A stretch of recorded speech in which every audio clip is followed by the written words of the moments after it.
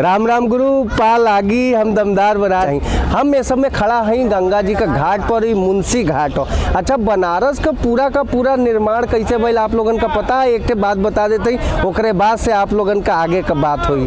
बनारस का निर्माण मतलब एक तरीका से भइल कि यह गंगा जी तो पहले से रही। ऐसा न कि पुराने जमाने में कई राजा रहतलन कई स्टेट के, तो उनके पंडित जी लोग सलाह देतलन कि भैया तोरे पर शनिचर भारी हो, तोहर राहु गड़बड़ हो, तो के बनारस में निवास करे के चाहिए, काशी में वास करे के चाहिए। तब भैया राजा हुन, उनके जब बनारस आवे कोई तो तंबू में तो रहिए नहीं, तो उनकरे बदे पहले उनके आवे से पहले महल बनावल जात रहल। तो आप देखबा पूरा मतलब कि 80 से लेके और राजघाट तक सैकड़ों महल बनल हो गंगा के किनारे। ऊ आवतलन महल में रहतलन और जब वापस जातलन तो भैया महलवा उठा के साथे तले नहीं जियन, तो महल हो तो देख रेख करे बदे कुछ जने के छोड़ के जियन। तो ऐसे भीड़ भी बढ़त गए शहर में। और बनारस में यही बदे हर स्टेट के मोहल्ला भी हो, हर स्टेट का घाट भी हो। इस समय हमन के ही मुंशी घाट पर, और मुंशी घाट बहुत प्राचीन है, एक बहुत पुरानी। अब एक नया बात बताओ तो आप लोगन के मन में इच्छा रहला हमेशा कि बनारसियन का जीवन शैली का हो। ये समय भैया दोपहरिया होता हो। हाँ, हम अगर इस समय कहीं तो टाइम 12 बजत हुई, 12 साढ़े 12 1 बजत हुई। हाँ, 1:20 लगभग होता हो। आप समझा सवेरे 4 बजे, पौने 4 बजे, 3:30 बजे से लेके और जो नेमी आदमी होलन नहाए वाले रेगुलर गंगा जी में डुबकी मारे वाले, वो 12 बजे तक 1 बजे तक मैंने 12:30 से लेके 2 बजे तक नहालन। यहाँ आके पहले कड़ुआ तेल पूरा शरीर में लगइयन, ओकरे बाद से गंगा में डुबकी मरियन और मजे से बैठ के आपस में गप भी लड़ावत रहियन और नहात भी रहियन। और एक बढ़िया बात हम ही देखले हैं कि जे जो नेमी जने होलन नहाए बदे आवलन, तो वो खाली समय में जब गपबाजी होले कड़ुआ तेल लगा लेलन, तैसा घाम लोड़े को, ओकरे बाद मन गपबाजी भी करे के, तो एक खपड़ीला लेके और घाट के किनारे सीढ़ी पर जो काई जमल हो ओके प्यार से रगड़ रगड़ के छोड़ावल करलन। देखा यहाँ भी अभी देखा लंगोटा पसार दिया लो, यहाँ कूद के गंगा जी में और सुखा दिले हुए लंगोटा। हाँ, अब पक्का यहाँ निगोटा कर जाले। देखा अब भैया डुबकी मतलब मारा यार, तू कहाँ झुट्टे लगा तू। हाँ देखा तू लाल निगोटा एकदम पहिर के और गंगा जी में कूदा तो छपाक से। ये गुरु जीवन शैली हो। मतलब इतने दौड़ भाग भरी जिंदगी में भी अगर आपके लगे 4 घंटा नहाए बदे हो, 3 घंटा चाय पिए बदे हो, 2 घंटा पान गुलाए बदे हो, तो आप सच्चा बनारसी हुआ। एमन कौनो दूर आए नहीं हो। आवाज तैसा देखा राड़ साड़ सीढ़ी सन्यासी ऐसे बचत सेवे काशी, ये बड़ा कहावत सुन ले होगा। पूरा गंगा जी के किनारे तो के सीढ़ियाँ मिली। और यहाँ का भैया देखा बाडी बनावत हुआ एमन पुल लिखवा ले लेवन भैया, चिड़ई बनैले तैसा दिखा दा। ए गुरु तैसा चिड़ई दिखा दा जिया राजा। मतलब ये परंपरागत तरीका में भी आधुनिकता वाला जो इनकर ड्रेस है और कुल चिड़ई कौआ गोदवले हुए। आजकल गोदना का भी नया स्वरूप आ गया ना। आजकल लेके टैटू कहल जाता और पूरा मुंडी से लेके और पैरे तक में कुल लड़का लड़की कुल गोदवा के फिट रहता। एक तो बनारसियन का पहचान बताओ तही, अगर तू बनारस का हुआ है तो बनारस के लोग जो ना खचिया भर माला पहनले गले में, तैसा भैया दिखा दे घबरा जी मलवा क्या रजा। अरे ना अब के खिंचाई बतावा है। आओ गुरु एक तो बचाना नहीं तो एक बार भोलेनाथ का जयघोष करा। एक बार भोले के जयघोष करा। देखा बनारसियन का स्वरूप गुरु कहीं रहबा, अगर पहला स्वर आ गई, पहला शब्द आ गई, नमः पार्वती पताये हर हर महादेव, बिना हाथ उठौले न मनबा, जेरा मनबा नहीं करिया गुरु। ए समय हमान का हई जा माई गंगा के गोदी में रहला। ई देखा तू आई चिड़ैयन का कितना पसंद से, देखा सेव की आवत है अनान का। ये भैया साइबेरियन चिड़ई है, साइबेरियन चिड़ई। साइबेरिया का नाम सुन ले हुआ गुरु। रूस के लगे एक जगह है साइबेरिया, और साइबेरिया यहाँ से लगभग 4000 किलोमीटर हो। अरे भैया बनारस से दिल्ली 700 किलोमीटर में निपट जाले। अब तू सोचा 4000 4,000 किलोमीटर दूर से एनहन का आवेल निशान साइबेरिया से। अब देखा तजाकिस्तान, अफगानिस्तान, पाकिस्तान कुल पार कर देलिन, तब भारत में आवेलिन। महाराष्ट्र में एक जगह हो वहाँ उतरेलिन, लैंडिंग होला इनन का। मतलब ऐसे खुश हो जा गुरु कि पाकिस्तान, तजाकिस्तान, अफगानिस्तान का ये लोग कायदे का देश नहीं समझत कि बढ़िया देश नहीं हो। वो ससुर लोग खाली आतंकवादी पलियन तक कहाँ से कोई साइबेरिया जाई, तो चिरई भारत में आवेलिन। अब सोचा साइबेरिया में जो हो नवंबर से लेकर के गुरु मार्च तक माने -60 डिग्री टेम्परेचर चल जाले। 60 डिग्री में आदमी के पता नहीं चली कहाँ गईलन। तो चिड़ैयन कभी बर्फ जम जात हुई ए बदे वो लोग पैसा गर्मी के चॉइस में गर्मी खोजे बदे भारत में आवेलिन। और भारत में भी ज्यादातर आपके पता हो, भारत में भी ज्यादातर आवेलिन कहाँ, भारत में आवेलिन या तो इलाहाबाद अयन या तो बनारस अयन। तो इलाहाबाद और बनारस में बहुत ज्यादा डिस्टेंस नहीं हो। अब सोचा इनन का जो ना पूरा शरीर और मुंह तक जो ना गुलाबी और चोंच और पैर गुलाबी होले और पूरा पंख जो ना आधा थोड़ा सा पिछला भाग करिया और बाकी सफेद होले। तो अब एक बतावते एक बात, ये चिड़ई में एक बहुत बड़हन गुण ही हो कि जैसे हवा में उड़ेलिन वैसे ही जमीन पर तैर लेनी। आप लोग माइग्रेशन जानो तो वह माइग्रेशन का मतलब ये होला कि एक निश्चित समय में मने अपने एक जगह से दूसरे जगह आदमी जात रहेलन, बराबर जात रहेलन, वही का माइग्रेशन कहल जाले।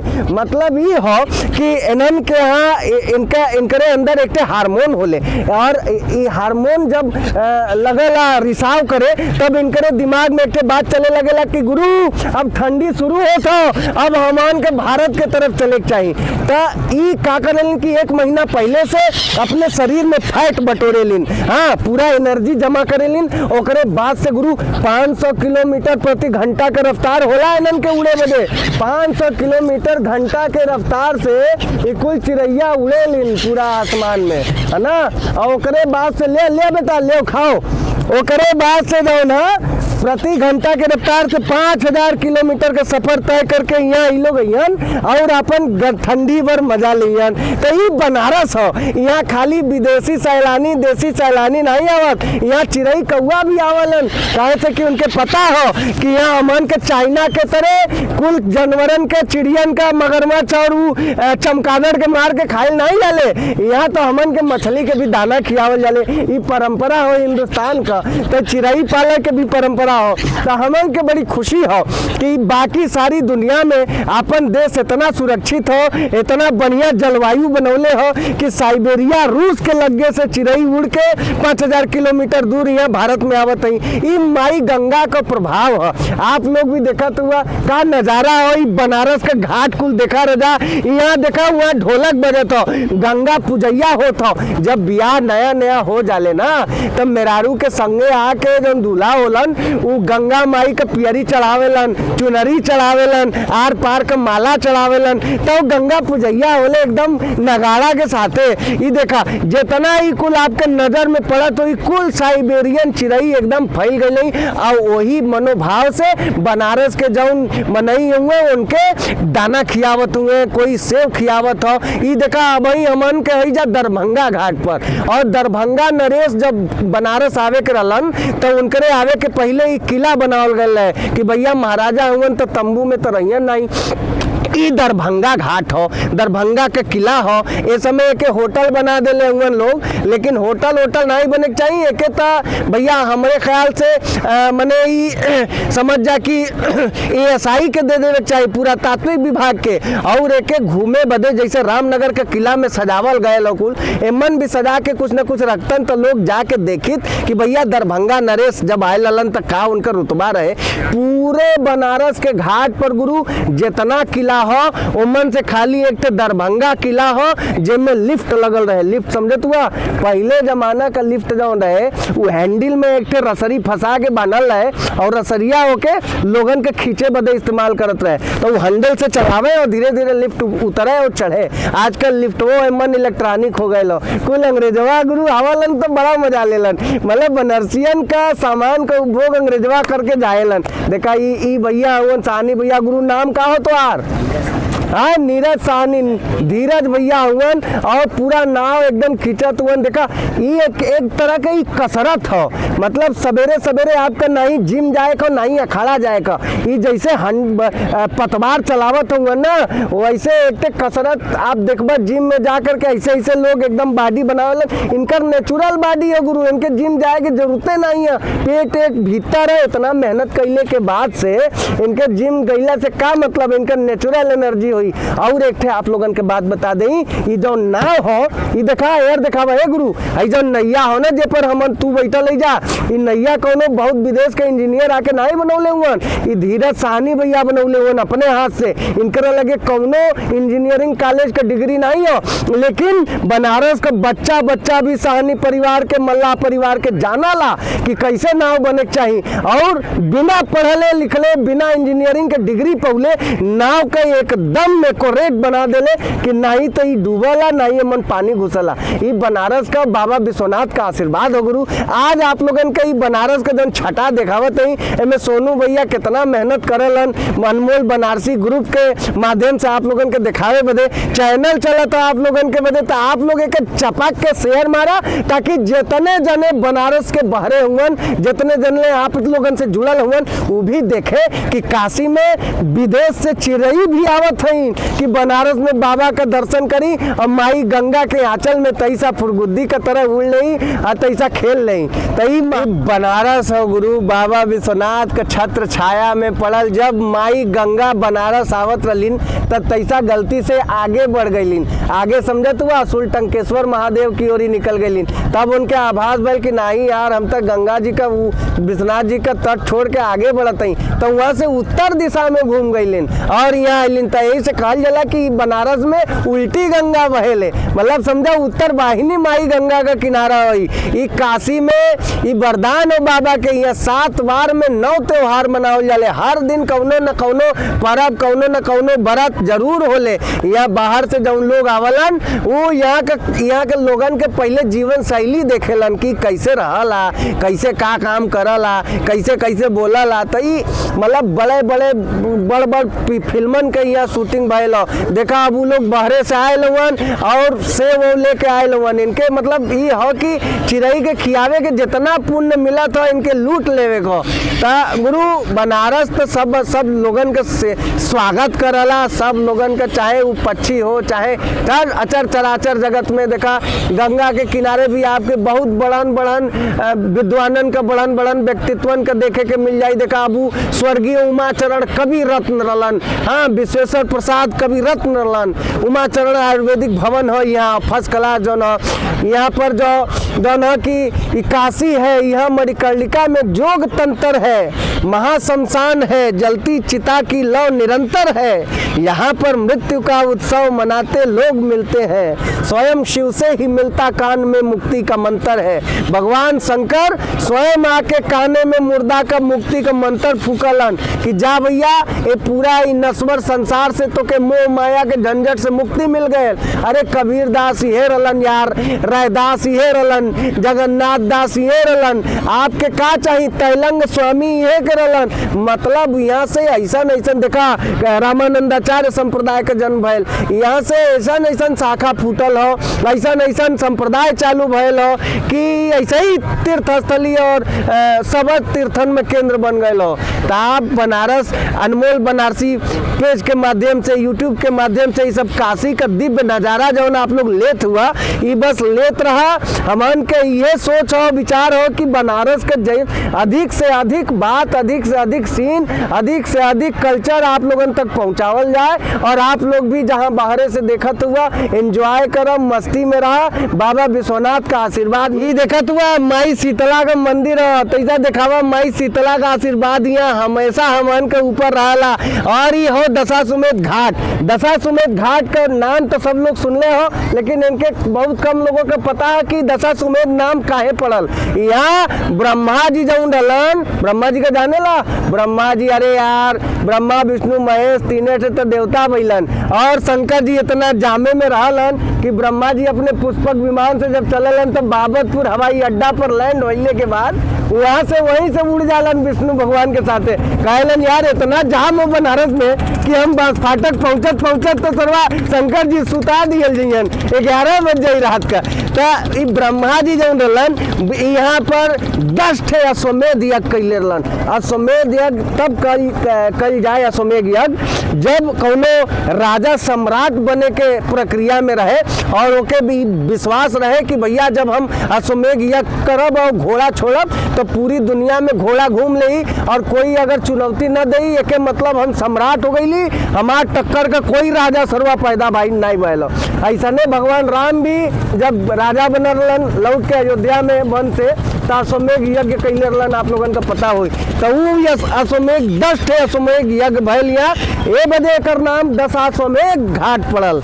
और यहाँ माई शीतला का मंदिर हो, माई शीतला सब पे आशीर्वाद बनौले रहलिन। ये देखा कौनो पिक्चर आप लोग देखा तो बा तो हर फिल्म में ही मंदिरवा का सीन आवत हुई। ये देखा हुआ ये भगवान शंकर मन विराजेलन ऊपर और नीचे उमन सीढ़ी बनल हो, गंगा जी का भी टच करलन। तो माई गंगा और बाबा भोलेनाथ दोनों का आशीर्वाद से ही मंदिर का पुनर्स्थापना भयल बहुत पहले। और देखा आप लोग यहाँ पर भैया तैसा दिखावा गंगा पूजैवा होत रहा हुआ, दुल्हा दुल्हन यहाँ बैठ करके पूजा करत है। देखा तैसा देखा, हाँ ए गुरु तैसा नैया अंदरवा सरकाला या रजा ई माई गंगा का पूजा होता और गंगा पूजैया जेके कहल जाले। तो जब नया नया ब्याह हो जाले तो दुल्हा दुल्हन के लेके घर वाला आवलन, अब भैया अरे दुल्हा दुल्हन के लेके घर वाले आवलन और वजह से माई का पूरा एकदम विधिवत पूजा करलन, दूधो चढ़ैयन, माला भी चढ़ैयन। यहाँ 7 प्रकार के आर पार के माला जिन चढ़ा दिलन उनकर सुहाग अमर हो जाले। आप लोग गाना सुनले हुआ ना, अरे हे गंगा मैया कहे पियरी चढ़ैबो सैया से कैदा मिलनवा हो राम। देखा ये पुराने जमाने का जौन जौन फिल्म डाल देखा एक पे और कुछ काम होता हम तैसा खड़ा हो जाते गुरु हमके भी दिखाई दे या रजा। देखा वो देखा तैसा चाची के दिखावा था, वो गंगा जी में एकदम चढ़ा के फूल माला चढ़ा के, हाँ तैसा ले लिया, फूल माला चढ़ा के पहले नाव के पूजा करत हई, ओकरे बाद नाव पे बैठियन और तब माई गंगा का बीच में जाके स्पर्श करियन। ये हो देखा इन नाव पर माला रखल हो और माला आर पार का माला हो गुरु, और आर पार हो माई गंगा पर चढ़ी आर पार का माला, ये माला हो। अद्भुत बनारस का नज़ारा गुरु आप लोग देखा तो वो ऐसा नज़ारा आप लोगन का कहीं देखे के न मिली। देखा यहाँ बाहरे बाहरे से लोग आए लोगन गंगा माई के पूरा एकदम भक्ति करे बदे और माई का आशीर्वाद लेवे बदे। ये बदे हम बैठ जाते तैसा डिसबैलेंस आ जाता मामला ना, ये बदे थोड़ा सा दिक्कत होता है। यार राजा आप जितने जने लोग देखा हुआ बहरे से यही से माई का आशीर्वाद ले जा गंगा माई का और यहीं से प्रणाम करत जा। देखा वहरा एक तो जोड़ा हो गुरु, वहाँ देखा वहाँ भी पंडित जी लगल हुआ घाट पुरोहित। बनारस में एक ठे बात और बताई, शुरू से लेके 3 ठे बिरादरी के यहाँ वर्चस्व रहल। एक ठे रहलन पंडा का मतलब घाट पुरोहित, एक ठे रहलन मल्ला यानी कि पूरा गंगा जी का राजा कहल जाले, और एक ठे रहलन सरदार यानी कि यादव बंधु का सरदार कहल जाले। यहाँ बनारस में यही 3 बिरादरियन का पूरा वर्चस्व रहल। ये लोग देखा बहनी लोग एकदम गंगा जी में चक्कर मार के आवत हैं। आप लोग कहाँ से आए लोग, कहाँ से? अरे बाहर जा दिल्ली से। देखा पूरा देखा माई बहनी दिल्ली से आई नहीं ना, पूरा गंगा जी में चक्कर लगा के आ गई नहीं। देखा फर्स्ट क्लास। अब देखा हुआ गंगा पूजैया नाव का पूजा वूजा चढ़ गए, माला लग गए। भैया से हम कह कि 2 मिनट यहू के दिखा दे कि कैसे ये लोग बैठ के आर पार का माला चढ़ावत हुआ। ये गंगा जी का महत्व हो। माई गंगा अगर न रहे तो काशी का कौनो अस्तित्व नहीं हो। बाबा विश्वनाथ तो तीनों लोकन के देवता हुआ। बाबा विश्वनाथ तो वो अपने त्रिशूल पर माई गंगा का टिकौले हुए, पूरे काशी को अपने त्रिशूल के नोक पर लेकिन माई गंगा ना रहे तो काशी के कौनो अस्तित्व नहीं हो सकेला। माई गंगा के बिना काशी के कौनो कल्पना नहीं हो सकेला।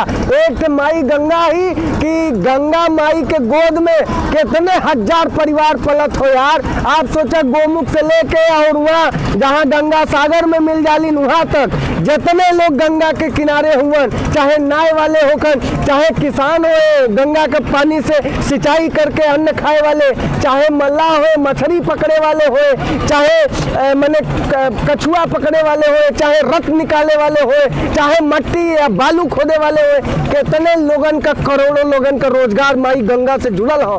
माई गंगा के बिना काशी के कौनो कल्पना नहीं हो। तो माई गंगा के जल ऊपर छिड़का, खुश रहा, आबाद रहा, हरिहराइल रहा, बाबा विश्वनाथ का आशीर्वाद पावत रहा और चपक के शेयर करत रहा। राजा महादेव।